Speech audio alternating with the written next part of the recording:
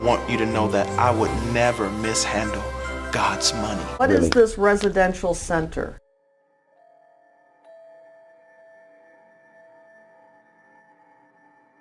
Oh, this is a place that the ministry owns. Well, not own. We're in the process of buying that. And I would never misuse God's resources. On November 29th, 2013, JMMI paid over $6,000 to Louis Vuitton. Yes. What would that be for? Want you to know that I would never mishandle God's money. Because it don't go there. It don't go there.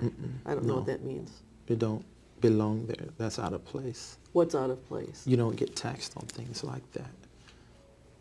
And I would never misuse God's resources.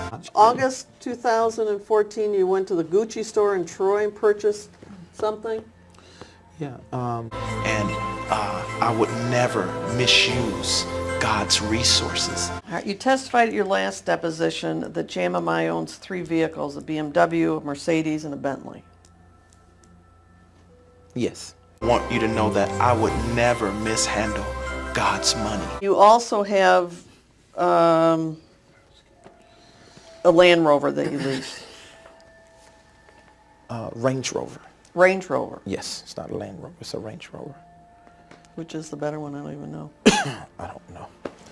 They're just cars, that's all. Want you to know that I would never mishandle God's money. There's a series of documents that total almost $50,000 to limo land in 2013 and 14. You have to answer yes instead Yes. of- Okay. Okay. What was that for? That was to cut the Mercedes into a limo. It was to cut the Mercedes. Into a limo. Want you to know that I would never mishandle God's money. And I would never misuse God's resources.